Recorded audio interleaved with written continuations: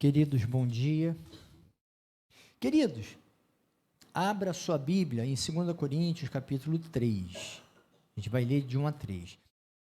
Lá em 2 Coríntios, capítulo 3, verso de 1 a 3, diz assim: será que com isso, porque o que acontece, só para contextualizar, Paulo é muito contestado em Corinto, muito contestado, o apostolado dele é muito contestado.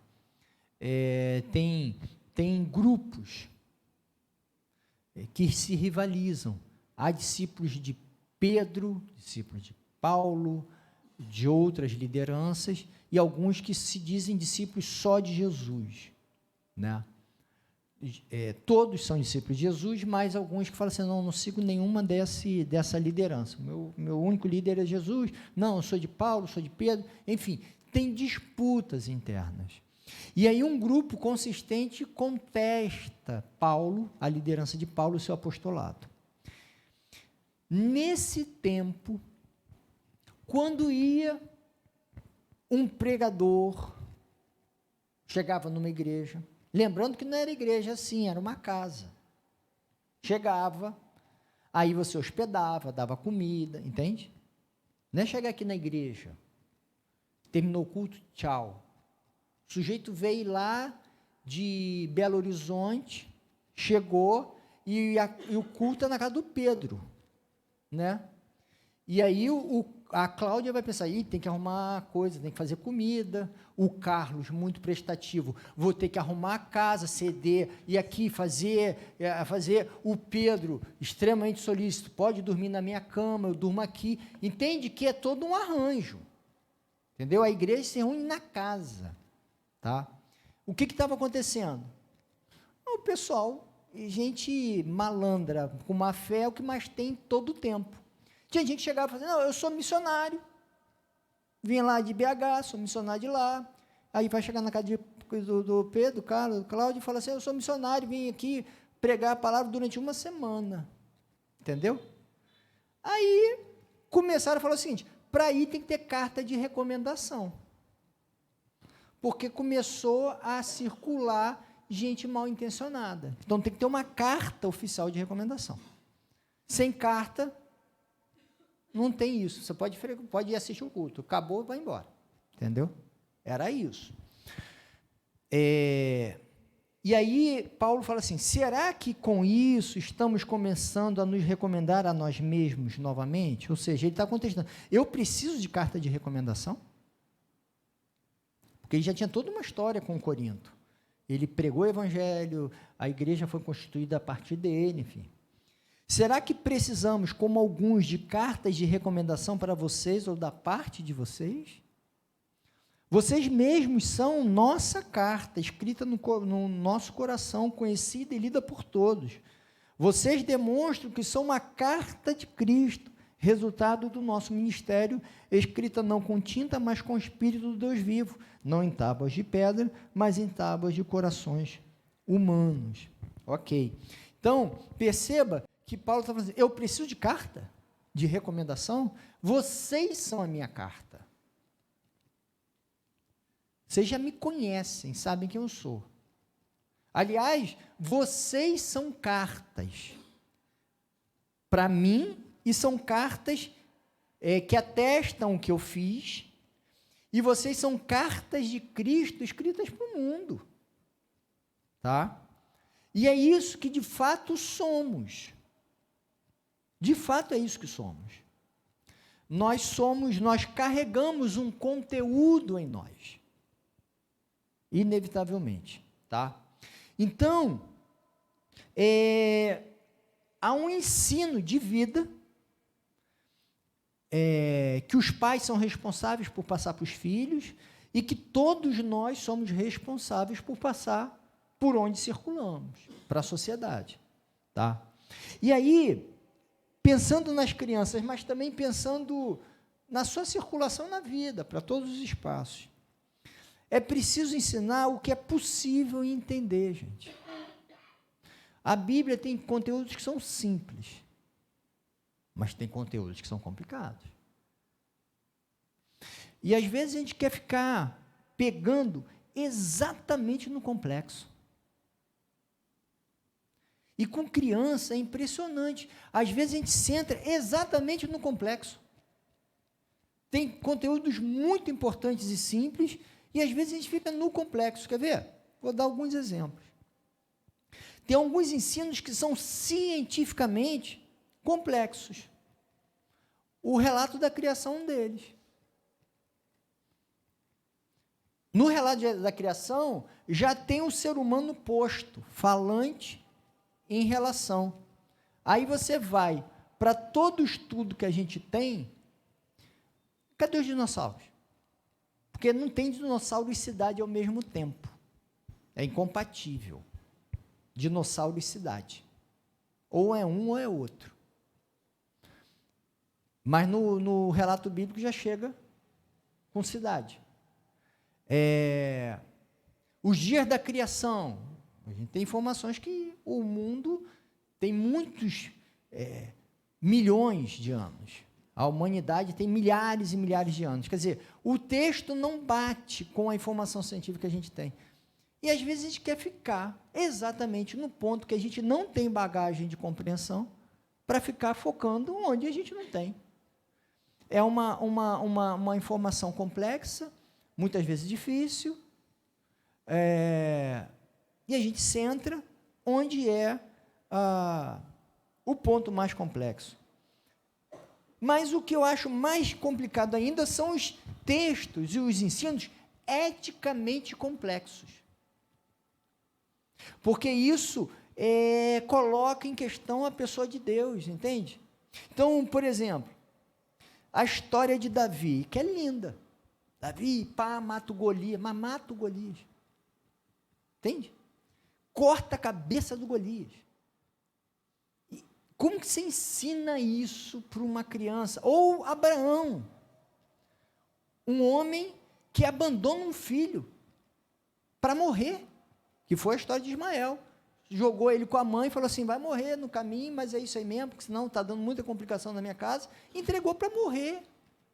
Como que você ensina eticamente o pai da fé que abandona um filho para morrer? É difícil isso. Não é difícil? Não é fácil, não. Né? Ou na conquista, que se dizimaram os povos, animais, crianças, mulheres. É difícil ensinar. E, às vezes, a gente fica focado no que é complexo.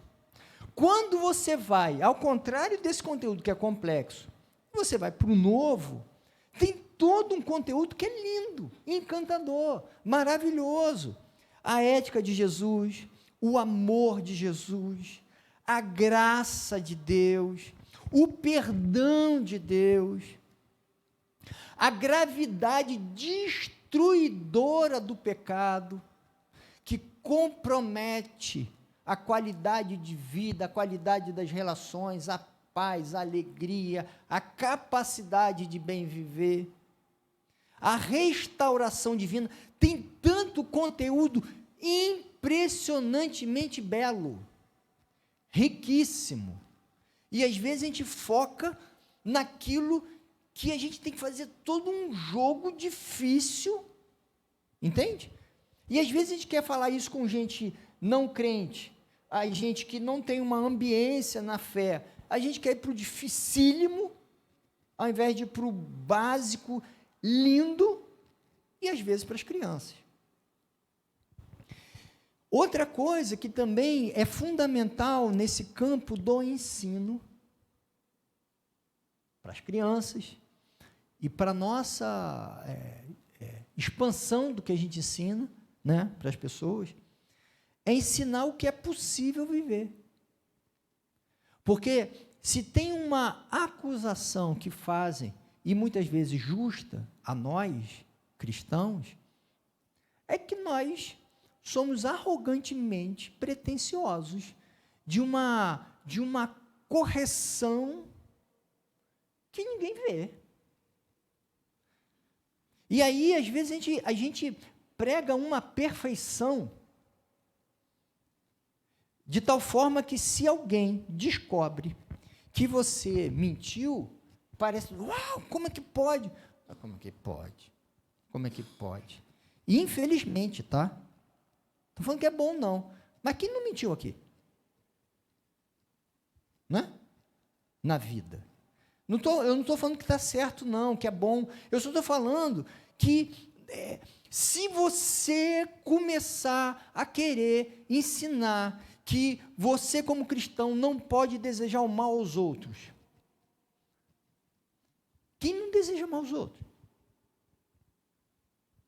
Eu não estou falando isso com alegria, não. Mas quem não deseja? Quer seja no evento esportivo, que você torce contra o time adversário e fala, se lesionar um pouquinho, não muito, mas lesionar um pouquinho para sair de campo, não sei o quê, você torce, e até em situações as mais diversas na vida. Eu não estou falando que é um sentimento bonito, tal, mas se você, idealisticamente, começar a ensinar para uma criança ou para uma pessoa que nós vivemos à margem desses maus sentimentos, dessas más práticas, esse ensino não tem chão. Entenda, não é dizer que está certo, que pode fazer, não é isso não. É só ensinar que o correto é alvo, não é conquista. Entende? Essa é a diferença. É alvo, não é resultado. Se não é resultado, eu não posso jogar recriminação pelo não resultado. Está errado, é pecado, é ruim, mas faz parte da minha trajetória e da sua. É por isso que é salvação, é por isso que é arrependimento, é por isso que é graça. Entende? Eu não estou banalizando, que a gente vai ensinar banalizando o erro. Longe disso, o erro é erro, o pecado é horrível, destrói vida. Não é isso. É só ensinar o que é a vida. Que a gente não quer pecar, a gente quer fazer o correto, só que a gente não consegue. Algumas vezes sim, outras não. Entende? Porque senão a gente cria um ambiente irreal e que a criança não vai encontrar espelho em casa. E ela vai falar assim, mas calma aí. A minha família está toda errada, porque eu ouço isso na igreja, mas na minha não acontece isso, é óbvio. E a outra criança vai pensar a mesma coisa. Eu ouço na igreja, mas não acontece na minha casa. E a pessoa vai encontrar a mesma coisa em si, na sua casa. Se a gente acreditar, e a gente ensinar e transmitir, que a gente consegue não pecar, não errar, que a gente é muito bom, entende? É só esse pé no chão, entende?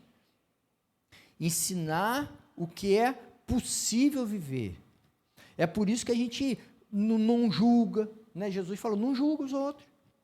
É fugir dos perfeccionismos falsos, essas idealizações. Por isso que a gente valoriza sempre o perdão, a reconciliação. Reconciliação é por quê? Porque a gente fez besteira, precisa reconciliar. Perdão por quê? Porque a gente peca. A graça é por quê? A graça é distribuída. Porque tem um mal. Senão não precisa de graça, não precisa nem de cruz. E o mais importante, viver o que se crê. E aí é que entra um negócio que é louco, e quem é antigo de igreja viveu isso. E talvez os novos de igreja também. O discurso todo é da cruz, que perdoa pecado, a graça de Deus que nos restaura. Esse é o cerne da mensagem. Mas quando alguém erra, ele é o quê? Punido. Aí não. Aí tem algum negócio que não fecha. Aí não fecha. Se a lógica é do arrependimento, perdão, graça, restauração, a pessoa erra e é punida. Eu falo um negócio e faço outro. Entende que a coisa não fecha. Aí eu não estou falando que, eu tenho uma criança pequena, não vou punir? Tem que ter rigores, tem que ter consequências para os atos. Eu não estou falando isso. Eu estou falando que mesmo nessas ações que trazem consequências, o lema, a percepção, a lógica é da graça, que propõe o arrependimento, a transformação, a restauração.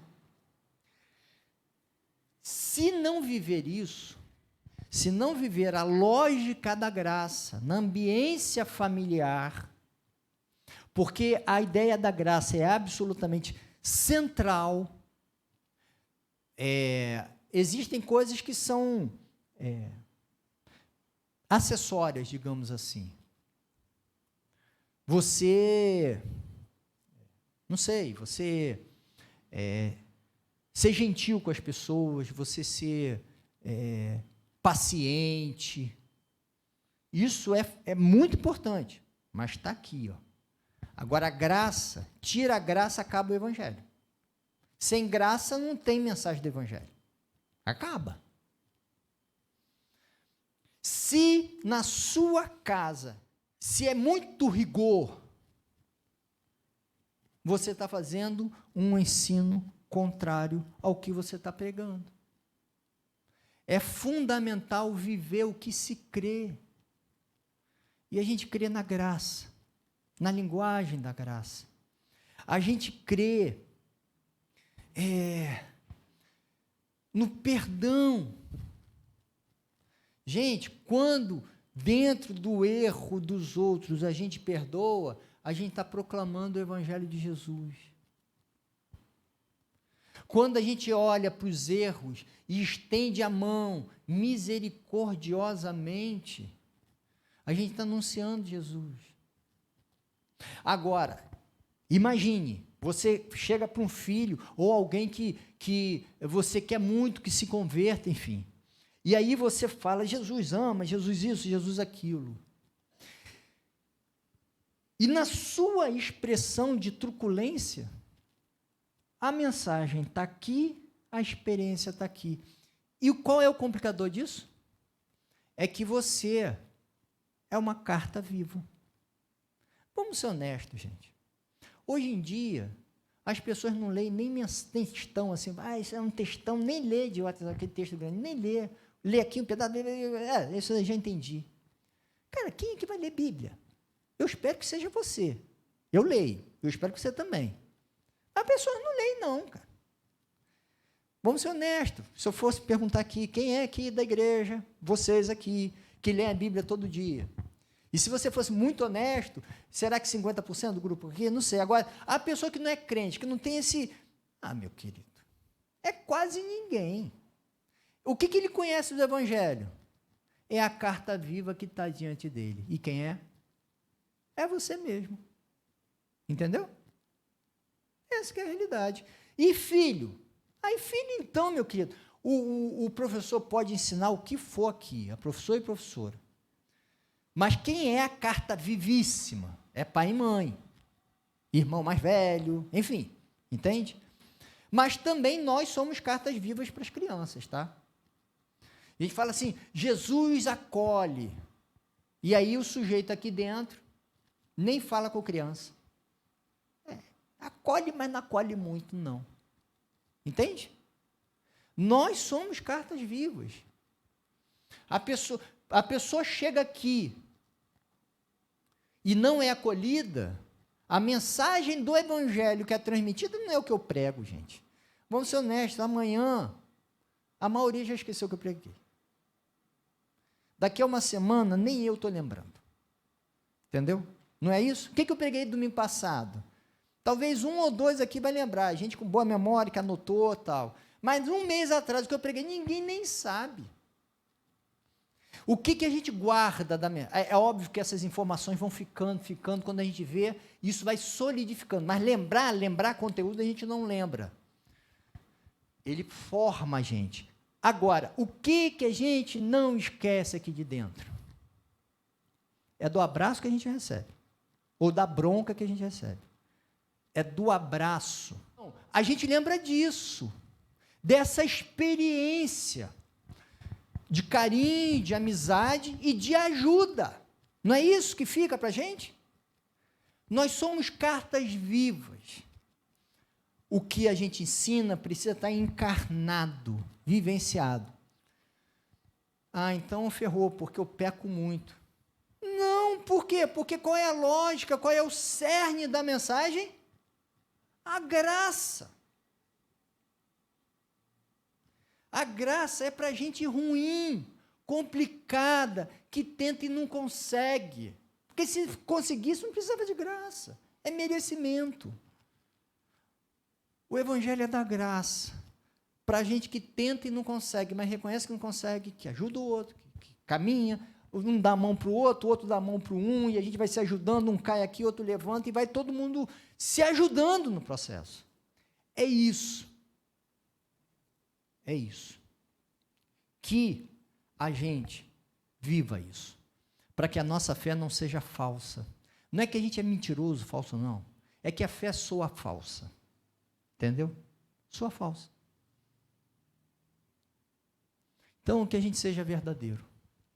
Em casa e na rua.